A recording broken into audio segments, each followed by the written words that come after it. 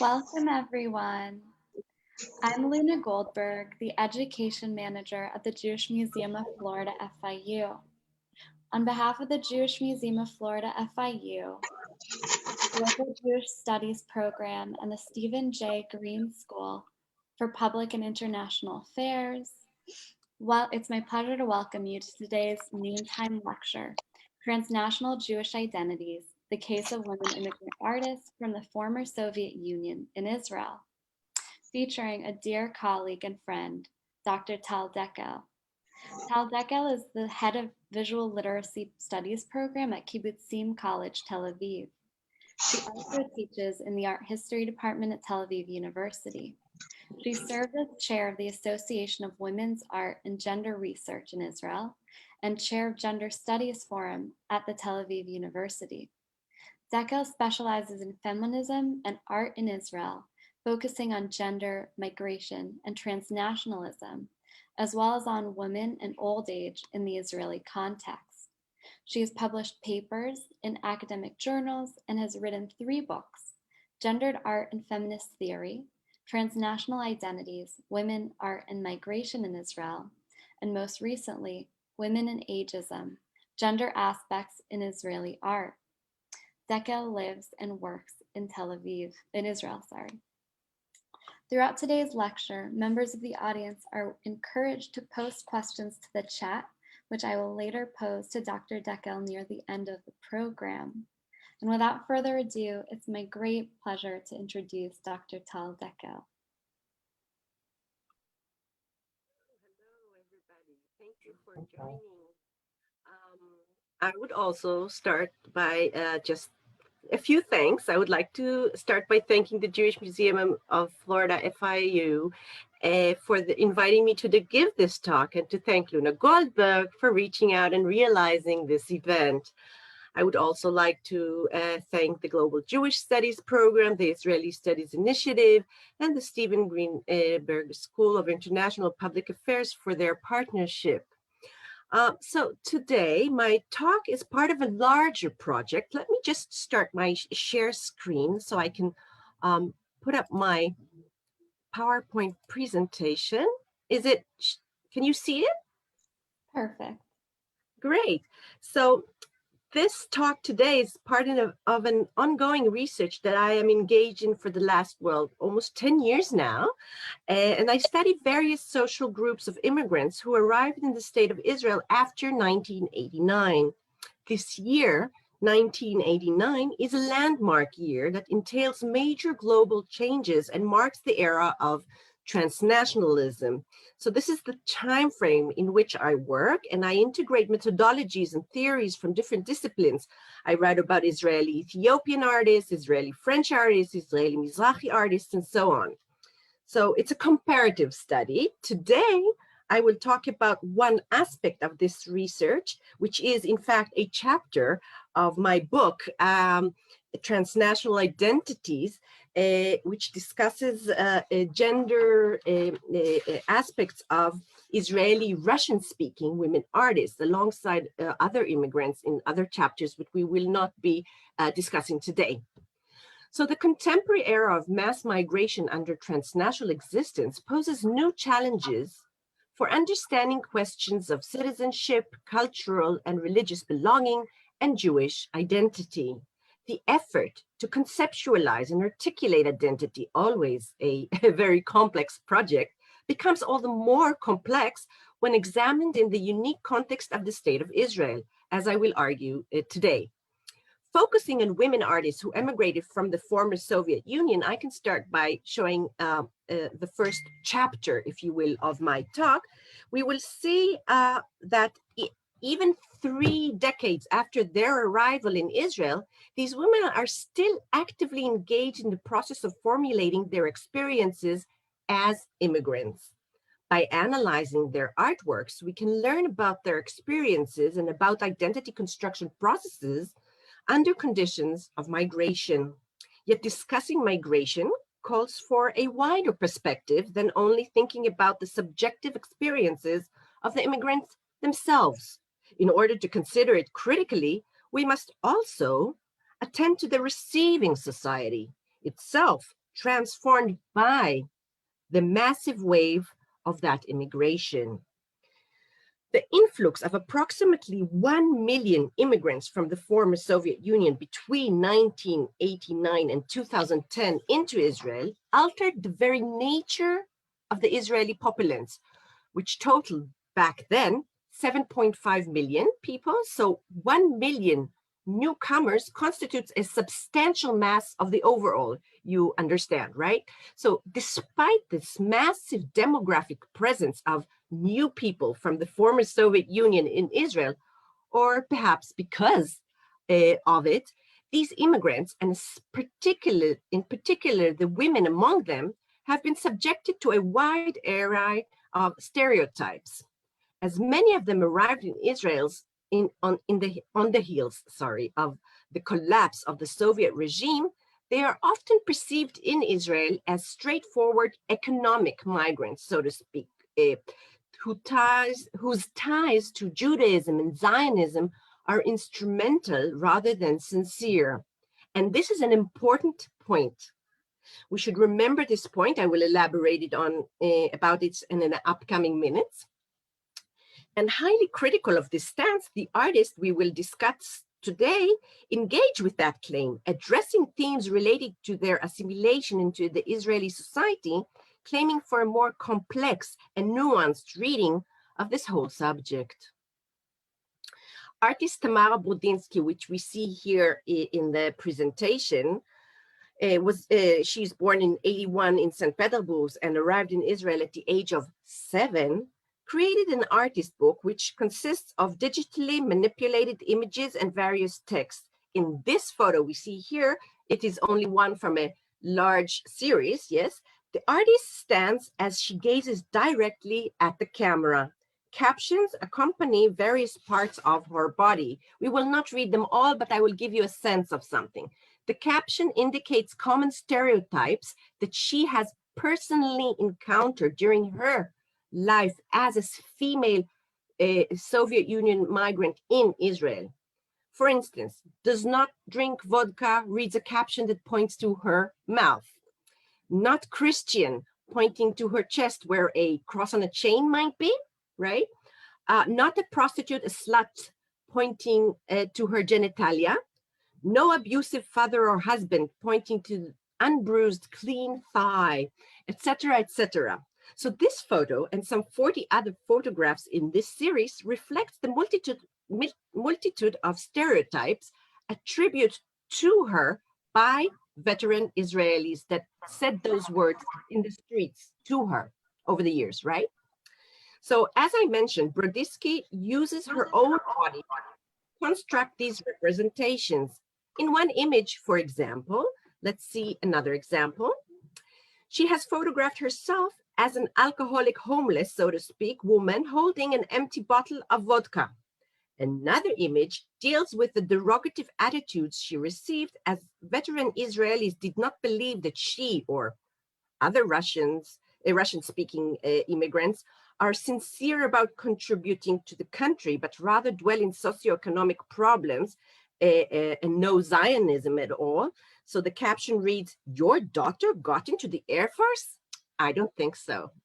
That's all in Hebrew. Some of you guys may perhaps read Hebrew. So in yet another image, her neck is arched backwards in a way that suggests sexual climax, addressing the stereotype of Russian women as hypersexual beings, as working in the sex industry. The ironic caption in Hebrew reads, "How does Russian woman do it?" It's, of course, ironic. So we can clearly see that her work touches upon reception theory, a very useful methodology in this discipline of art history that I'm engaged in. We're talking about the politics of representation, the gaze, who holds the power to look and who is looked upon, who has the power to represent themselves and who is turned into a muted, distorted object of the gaze. And what can we learn from all that about the power relations in the reality of the day-to-day life and society in Israel? Many veteran Israelis regard former Soviet Union immigrants and immigrants in general in the country as a monolithic group, assuming their collective nature and behavior, making generalizing remarks about individuals and actually articulating racist remarks about them. This kind of a behavior is known as neo-racism, makes no explicit mention of racist traits, but instead relates to cultural differences, such as drinking and eating habits, literary preferences, or hobbies as natural biological attributes. Coined by Etienne Balibar, the French philosopher and political theoretician, racism without race denotes an elusive phenomenon used to actually affirm racist ideologies and conduct. So quickly moving on to another artist, I want to discuss a different aspect of this issue. And I'm going on straight to artist Taissa Skripczak. She was born in Moldova and moved to Israel at the age of 7 as well, just like the artist we saw before.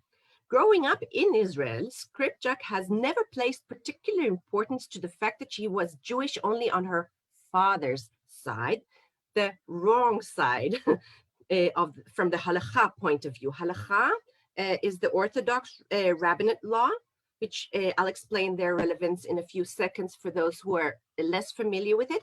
Although I will already say right now this, Jewish identity is matrilineal. It has to be on the mother's side in order for a person to be considered a real Jew, okay? It's something we need to know. So only after high school did Skripczak truly understand the implication of this fact.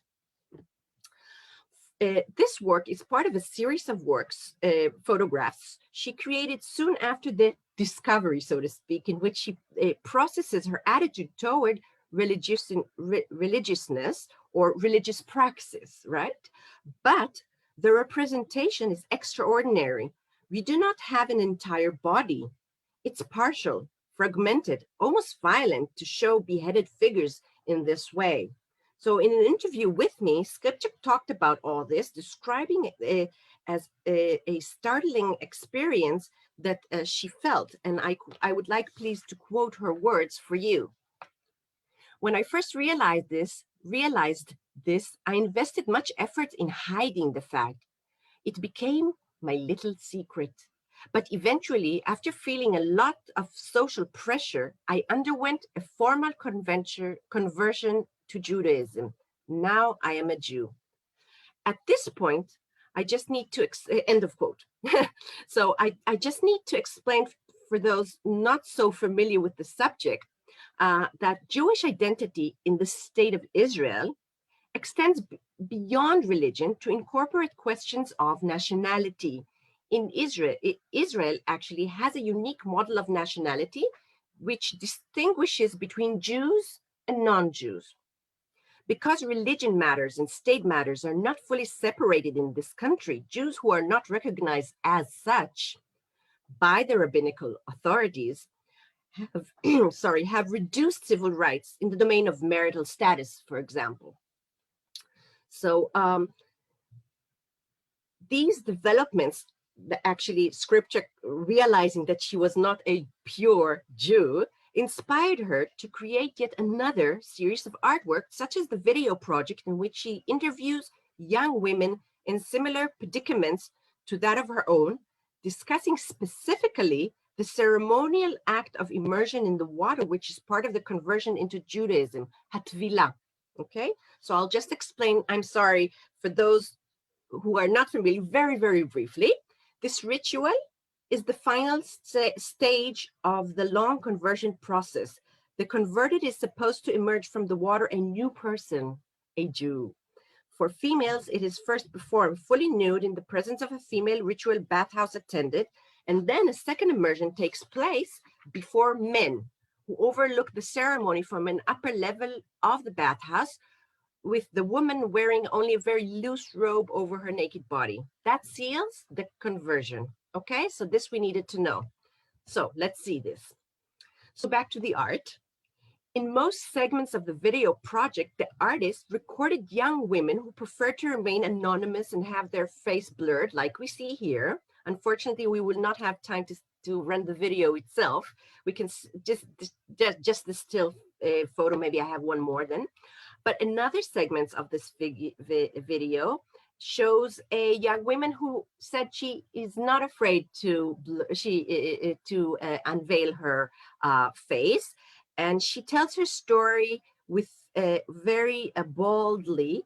And her name is Sophie, as it says, and she describes her experience of the ceremony. And I would like, please, to quote again for you her words, as if we were to see the video, we could have heard ourselves. But I will quote. While I was in the water, totally naked under the wide gown, the men came and the gown kept floating up onto the surface. And I was afraid that the rabbis would see me. They would see my naked body. In this awkward situation, then they started asking me questions such as, over what do Jews say blessings? Well, these were actually simple questions, but because of the strange situation, I panicked. I couldn't answer even a single question. Now I recall that I had this feeling of dissociation. I wasn't thinking, I wasn't feeling, as if I wasn't even there. End of quote. So after working on this video project for over 2 years, the artist, Teresa Skripczak, she said that, well, I would quote again.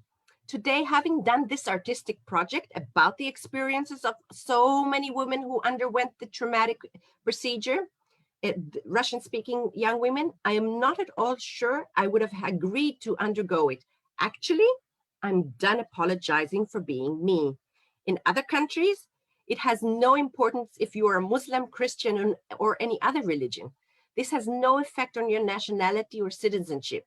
In Israel, it's a never-ending process of explaining and apologizing for your religious identity. At school, in the military service, I always had to hide some parts of my identity. End of quote. So the question of who is a Jew, or in Hebrew we say Mihu Yehudi, gains urgency in the lives of many, many immigrants in Israel who the rabbinate classifies as non-Jews, since their classification often colors the perception and reception of immigrants in the Israeli society. So the issue raises fundamental questions about the nature of Jewishness. Is it a biological racial characteristic, a sociological or cultural trait, a status grounded in the performance or religious practices in private or a community context, or something else entirely? This ongoing cultural debate forms a central theme of a theme of the exhibition titled Goyim, Gentiles, held in Jerusalem in 2007. Among the participating artists was Maria Pomiansky. So she referred to the derogative public attitudes towards former Soviet Union people in Israel, and she presented a series of photographs featuring her close friends who are, like herself, former Soviet Union immigrants, in which they are made to look as half human, half beast. In nose, this, and then again in this, and there are so many more, I brought only those two.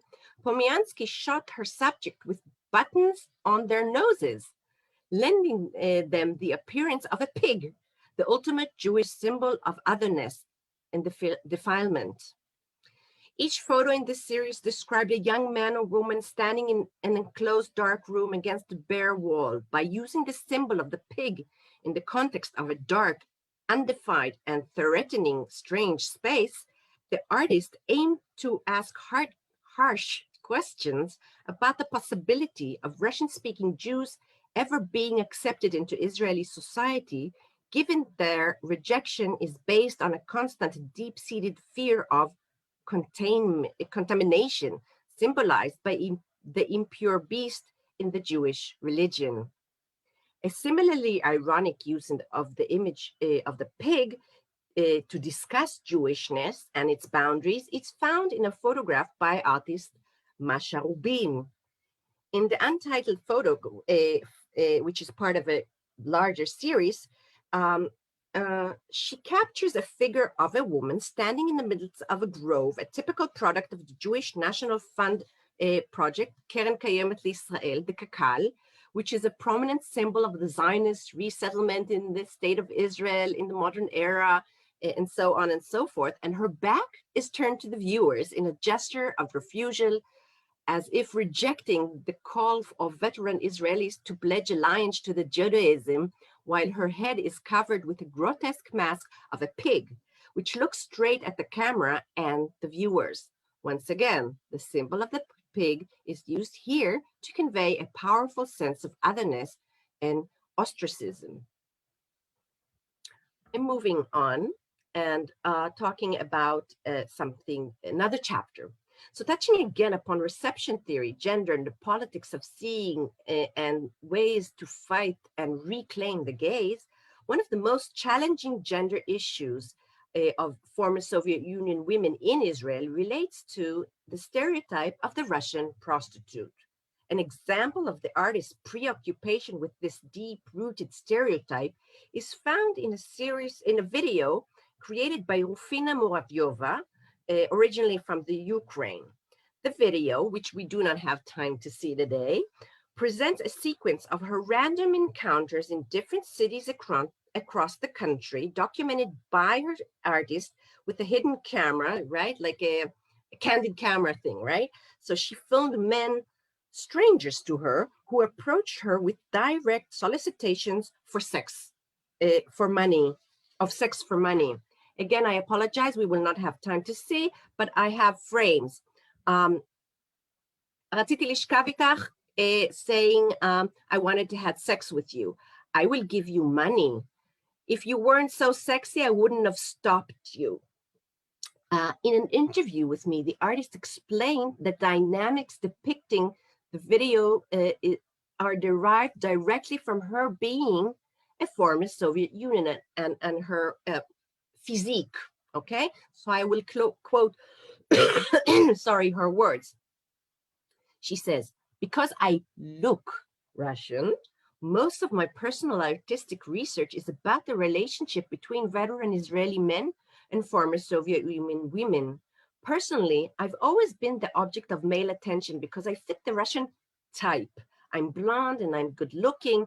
I have here a portrait photo of Rufina. I usually do not do that because it's not relevant, but this is how Rufina looks like, right? So she's really typical in that sense. So the construction, perpetuation of stereotypes about former Soviet Union women migrants as prostitutes is strikingly evident in Israeli media in general and in the printed press in particular, as media scholar Daphna Lemish demonstrates in her work.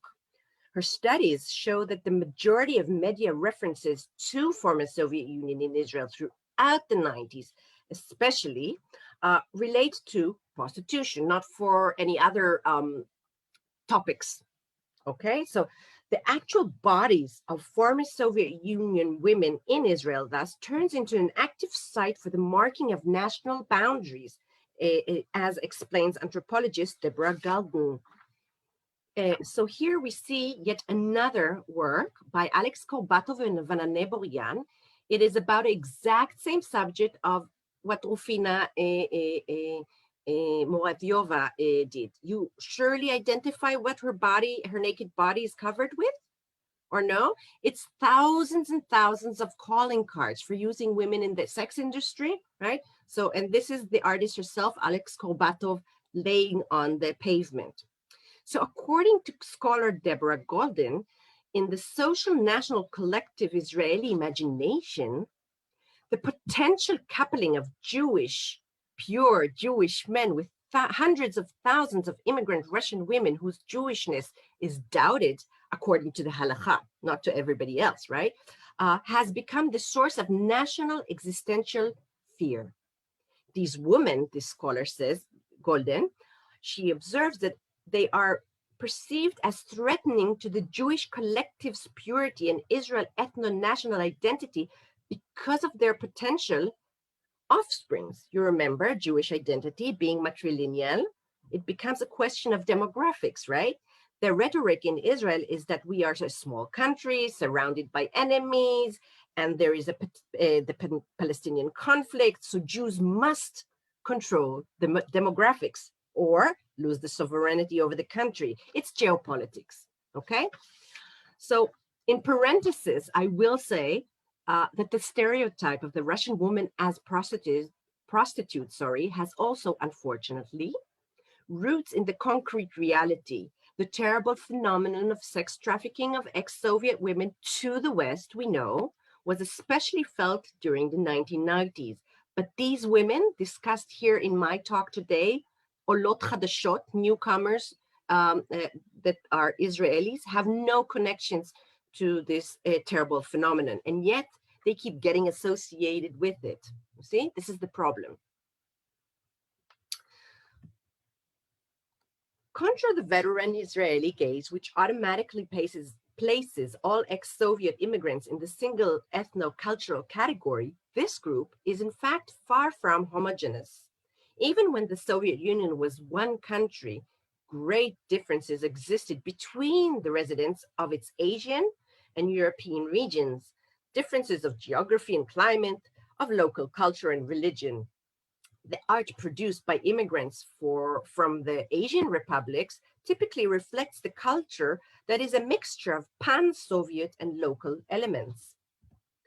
Artist Rima Arslanov, born in Uzbekistan, is a multimedia artist influenced by diverse sources and styles.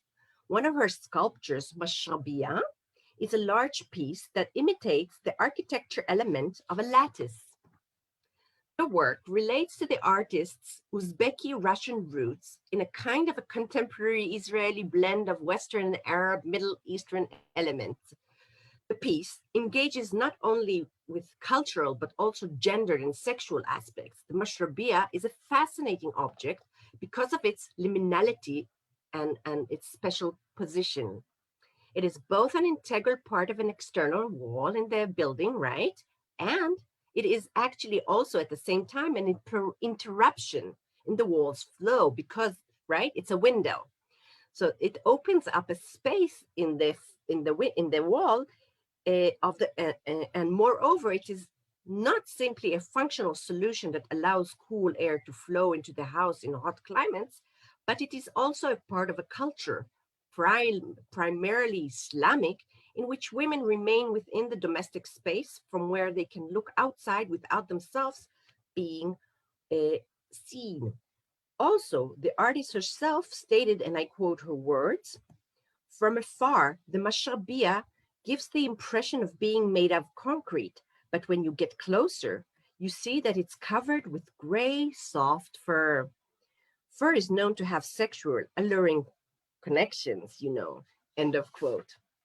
So now I would like please to ask Luna's help and show us a video of artist.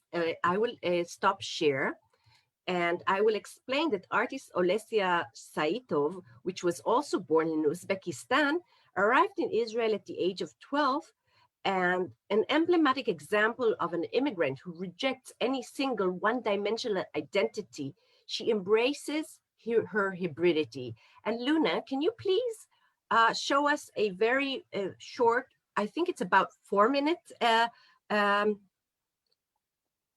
Okay, so let me know when. Just tell us if we can see, if you can hear the sound, which is very important. Go. You know, who are you? Well, who am I? One day, I popped up to my mom and asked, "Let us baptize me. It's so awesome." So I did like to be as well. And it's a hot deal today. Everyone rushes to. Ты не можешь окреститься. Не просто не можешь, а тебе нельзя. Well, well, well. What have I done wrong? Why it is forbidden for me? Ты еврейка, а у евреев свое вероисповедание – иудаизм. Tell me, Mom, who are they, these Jews? Евреи – это такие же люди, как и все, только у них есть свои традиции, своя кухня. Но мы живем в Советском Союзе. Здесь все равны, а Бога вообще нет, а есть только партия.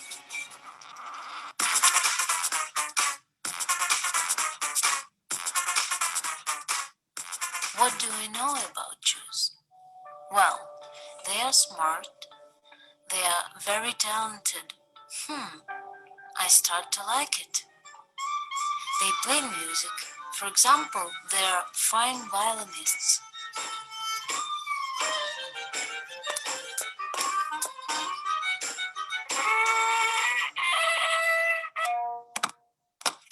In addition, they write in a funny way from right to left. It has to be hard to ask. I'm Jewish. Okay, if so, there is no need to get baptized, right? But am I supposed to get circumcised if I'm Jewish? Oops. I'd better ask my dad. He probably knows better. Dad, is it so hard to be Jewish? Еврейкой? Ты узбечка. Потому что я узбек. И вера у нас ислам. И вообще, можешь на кухне помогать маме. That was shocking news. I'm a Jew and an Uzbek all in one. Who said that it was impossible to unite Judaism and Islam? I have no problem with myself. Perhaps the proportion is the issue? Well, can anybody say where crosses the border between Judaism and Islam deep inside me? To clarify this dilemma, my father took me one day to his homeland, Uzbekistan. He told me about my grandfather who was a mullah before the communists came.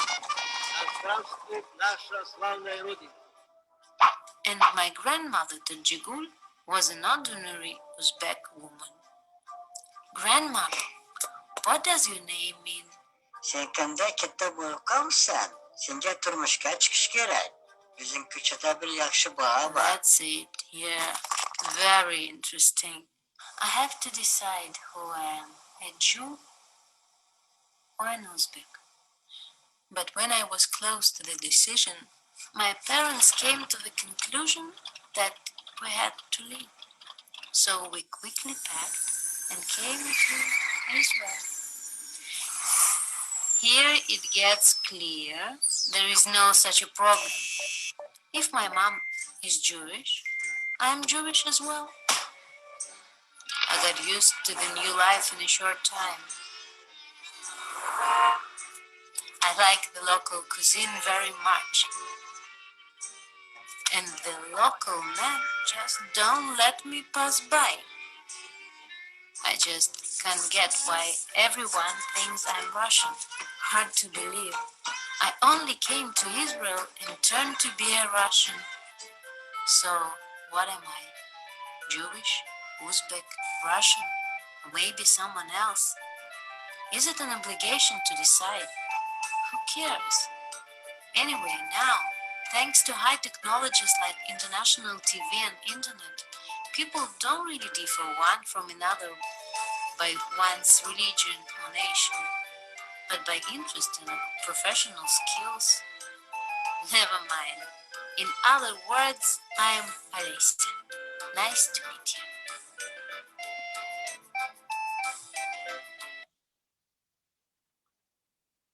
Great. Thank you so much, Luna, for showing us this video. So I will continue and say some more things. So contemporary cultural studies and discourse explore such intermediate states and argues against a binary perception of cultural possibilities, only Israeli, only Jewish, only Russian, only Uzbekian, right? So the hybrid existence opens up new possibilities, advocating the creation of new identity categories. But this very ambiguity of hybrid subjects, their failure, so to speak, to fit into any one single existing category, causes them to be perceived as a threat to the hegemonic society. The hybrid subject is regarded as a paradox because, as Homi Bhabha notes, I quote, hybridity is a problematic presentation, end of quote, that is perceived as a disturbance in the social order. How the hell could she, Alicia, be Jewish and Muslim at the same time? Some people cannot hold this complexity and simultaneously.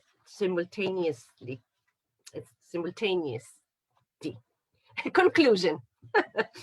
So I'm coming to conclude my words. The artistic products of the women discussed here show that they do not share a monolithic sense of Jewish identity.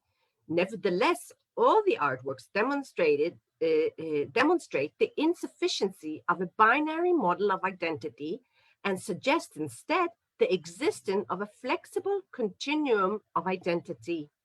Such work demonstrate the necessity of rejecting Israeliness and especially Jewishness as an essentialist concept and proposes a new understanding of it as a much more fluid identity constructed of many different facets, among them gender, ethnicity, class, and so on, all of which are influenced by circumstances and constantly in flux.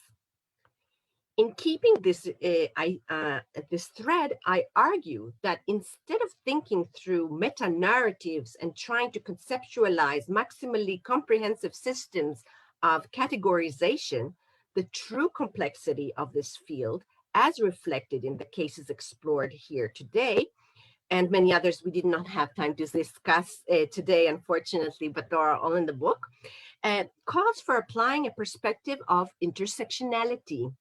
This approach stands to yield a nuanced map of many different identities, stressing the particularity of every subject's life and experience. Moreover, I propose that it is politically important to study the former Soviet Union women artists living in Israel, or Ethiopian or South American artists for that matter, living in Israel, and understand the ways in which these groups can hold valuable cultural knowledge about Jewish identity in the context of ethno-nationalism in the state of Israel. These works can serve as subversive elements that undermine the existing rigid, oppressive social order in the country. Studies such as these can establish their cultural impact, which is evident in two levels. Firstly, within the field of art, and secondly, within the general public political sphere. Destabilizing the Israeli art canon be advanced by using the raison model proposed by Deleuze and Guattari, presented in their seminal text. Some of you might know it, A Thousand Plateaux, Capitalism and Schizophrenia, which promotes a non-linear, non-binary, web-like interpretation of content. Above all, the raison model yields a map of many options rather than a single axis or a distinct route that has a clear point of origin. Thus, in trying to understand contemporary Jewish identity in Israel in the age of globalization, Deleuze and Guattari's model could replace the cultural urge for a single, all-encompassing explanation, which erases differences between people in an oppressive manner that perpetuates the existing power relations between different social groups. As for the second level, that of the effect on the general public political sphere, the art of immigrant women artists from the former Soviet Union effectively reflects shifting social processes and underscores the unique contribution of art to the social discussion of such sensitive and controversial issues as the question, who is a Jew, mihu Yehudi, in the state of Israel, especially in the context of this ethno-national climate in the country, right? So artworks like Skripchak's Conversion to Judaism project raises the charged issue of the oppressive gendered aspects of the process of women's conversion in a way that is still not profoundly spoken about in the public discourse in our country. I concur with the conclusion of sociologists Tamar Rappaport and Edna Lonsky-Feder, who stressed the centrality of the gender aspect in relation to immigration to Israel and argue that it is a prominent factor influencing the way in which all former Soviet Union migrants from their own identity form their own identity, men, women, and the ways in which they understand themselves in their new country of residence. They are profound gender differences between the sexes. I am a gender study scholar, basically. So I will say that whereas men tend to act within the patriarchal framework of national demands and expectations, including such practices as male circumcision, or in Israel, militarist conduct, going into the army and so on, the national demands placed upon women in Israel are more of an ambiguous nature. Women thus find creative, independent ways of self-definition that express their lives. Some engage in outward appearance, for example, works by Anya Kuprakov, Anna Lukashevsky, Ina Polonsky, and others express concerns about their sense of security as women in the area of constant conflict, and as in Foma and Anna Greenberg. Many artists express concerns about occupational issues as immigrant women arriving in Israel, such as Anya Kurpiakov did in her works, or talk about challenges of arriving in a new country in an advanced age. So diverse artworks discussed here and elsewhere draw attention to situations of unease for both the individual and the society as a whole, revealing the powerful tensions between the yearning for belonging to Israeliness and Jewishness and the Jewish people, and the desire for preserving parts of the original culture. I will stop here and show the very last work, which we can stop with, because I love this work and I love this artist. And I will be very happy if we have a few more minutes to get some questions and maybe start a conversation. Luna, to you. Yes, we absolutely do. And I love that you're ending with Zoya Cherkassky. Her work is lovely, and I don't know how many people know, but she showed in Miami actually not very long ago. So she was here. Tal, thank you so much for this talk. I'm going to start by giving you some questions, and if anyone would like to ask a question, please feel free to add it to the chat. Our first question was about how you came to choose these photographers and case studies. Thank you. Thank you so much for this. Actually, I started the whole project, not just case studies of this or that, because I myself really identify with a migrant subject. I myself, I was born outside of Israel, actually in the United States, in Detroit. So I arrived with my parents and made Aliyah into Israel, and I was always like haunted by all my schoolmates always say, you are never really Israeli, and you are American, and you're half Swedish, so you're Swedish. So I always got this split. Try to categorize yourself and prove that you're really, really totally Israeli. And I'm not sure I only want to be Israeli. I'm a lot of things. So that is how I started to think about those things. So because I'm not a specialist for former Soviet Union artists or people, nor am I a specialist on Ethiopian immigrants, but I rather think of identity construction processes under uprooting and regrounding under the transnational era. So this is how I came to that.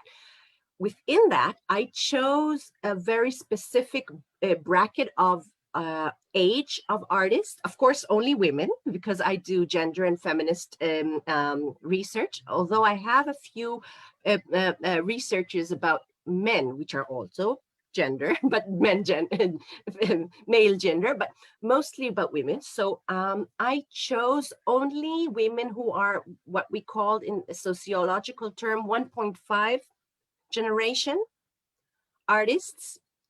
So these are women that are in their 40s, around 40s, and they came since 1989. 1989, of course, when the Berlin Wall came down and it was open to the West, and emigration started to the West. So those who came to Israel came with their parents. They are not exactly first generation because they were not born and fully emerged as a fully formed subject, but they're not second generation in Israel. They were not born in the new country. So they remember they started schooling in the Ukraine or in Russia or in Moldova or in Uzbekistan, right? So they started learning Kyrillic letters, and they started with the national anthem. How do you say it? I'm missing the word. Anthem, yes? anthem, yeah. Anthem. So they have this sense of nationality, being Soviet Union citizen, and then at the age of 10 or so, they say, no, you're actually Israeli. So it's like, it's a catastrophe, identity crisis, right? And then they come when they're starting their puberty or adolescence. And so it's like a crisis on a crisis on a crisis. So this, for me, I really identified with, because this is my life story too. So this is how I chose them. I'm sorry it became such a long answer. I'm sorry. I can go on and on, but maybe we can hear another question. Thank you. Okay, our next question is, has this perception of post-Soviet Jewish women changed with the newest wave of immigration from post-Soviet states? Right. So there is a big difference. My research is actually about the earlier stage between 1989 and 2010. But I can say, although this is not my main area of research, that they are now very much more transnational and stand firmly their grounds on being Russian, so to speak. Because whereas the earlier ones were or ashamed to show their Russianness, or hid many and tried their very best to become totally Israeli and blend in. So now the younger one who came after 2010, 2015, and nowadays really up to this very day are very, very happy and proud of their cultural heritage, and they're very much outspoken about it, and in the cultural local area too. And it comes to, of course, to be seen in arts and in culture, in politics, in economics, and everywhere. So they have their own schools sometime. So it's really, really interesting how it comes to be different, because transnationalism itself, when it was like right after the Soviet regime, uh, uh, and nowadays, it's very different. Yeah. Thank you. Our next question is, how are these works received by different groups in Israel? Other former Soviet Union immigrants, the art world, critics, political entities. Can you speak to that a little bit? Yes, thank you for this question. So at first, it was very under researched, actually even addressed by the local media or networks. In the first till 2000, the year 2000, really not very much attention from the establishment side, of course, showing them. Nowadays, identity politics does not really work like in the States or in Europe. So we are late bloomers, so to speak. So now our identity politics is really working like it was really so much more in the 70s, 80s, 90s in the United States, for instance, right? The LGBTQ, the South American, the African American, the Native Americans. So all those things that happened like 4 or 5 decades ago in the United States. So now it's like fully fledged in Israel. So now we're even actually, there is a tokenism I, for one, am sincere about it, but some say that they will take an Ethiopian artist just to have an Ethiopian and they're counting. For me, I think it's a good praxis. I'm not opposed. Actually, it's a good thing, affirmative correction.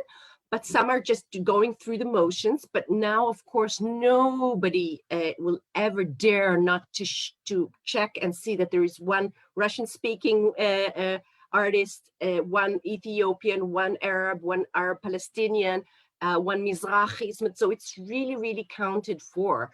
But it has happened only, I would say, really seriously addressed in the last decade, 10 years. Yeah. Thank you, Tal. One of the questions that I wanted to ask you, because here your focus has been on Soviet artists and immigrants, how does that compare in terms of these other immigrant groups? So I'm thinking of Ethiopian Jews. I'm thinking also of Israel has a large community of Eritrean Jews. And how does race play into this?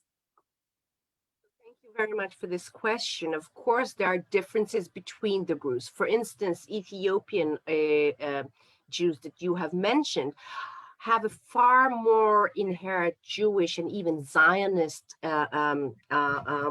active persona, so to speak, and their motivations, although they had during the 1980s and in the fall of communism, the collapse, they had correlations with the communist regime, but they also came in 1984, a big wave, and then again in 1991. So their approach is a bit different. And now there is this race thing.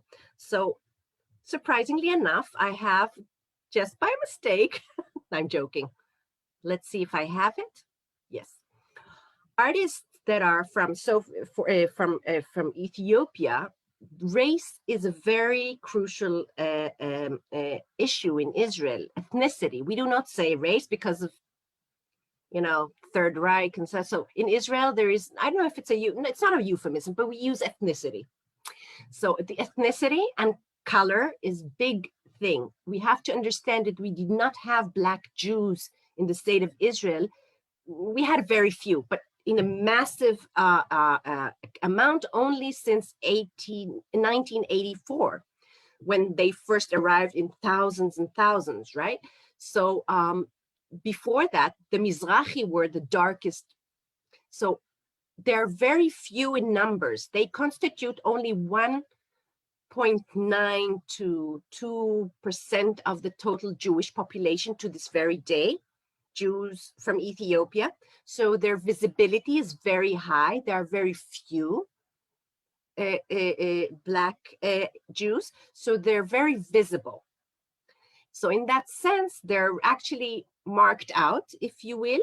So they feel, so I'm not saying it myself, research say, and they tell me, so they feel extra forced to be Zionist and to connect themselves to the Jewish narrative for understandable reasons, right? Whereas Russian Jews don't even bother because, we're all the same, and it's not a thing so much as for the Ethiopian Jews. So in that sense, we see far more artworks that deal with Zionism. I'm not going to go in detail and in length to this performance by this wonderful artist, performance artist, Zaudito Yosef, but you can see I'm trying to do with my marker, my cursor. You see the orange juice? After she did this performance, she sat down for half an hour with this natle, which is the traditional, and it's full of seed. I don't know how you say seed in English. Doesn't matter. And it was dripping on her, the Jewish Israeli orange juice from Jaffa orange juice and so on, the Zionist settlement and so on and so on. But it's like a Chinese torture of dripping slowly that just drives you berserk. It's like, a signs of torture. So they're very much immersed in their visibility in terms of ethnicity and in terms of Zionism and history. And they always talk about how in textbook, in their artworks, right? How they're not, their Jewish community and heritage is not taught in the textbook for baccalaureate, for the final exams in Israel, and nobody cares about their heritage and so on and so forth. So this is what we see in their artworks, which we do not so much see in the artworks of artists of Russian-speaking artists. Yeah. Thank you so much, Tal, for this fascinating lecture. It's been wonderful. For those of us in our audience, if you're interested in learning more about Tal's work, you can purchase her book, Transnational Identities, at the link I've just shared in the chat. And I also want to thank again our partners, the Stephen J. Green School of International and Public Affairs, as well as the Global Jewish Studies program. We invite everyone to join us on May 3rd at 7 p.m.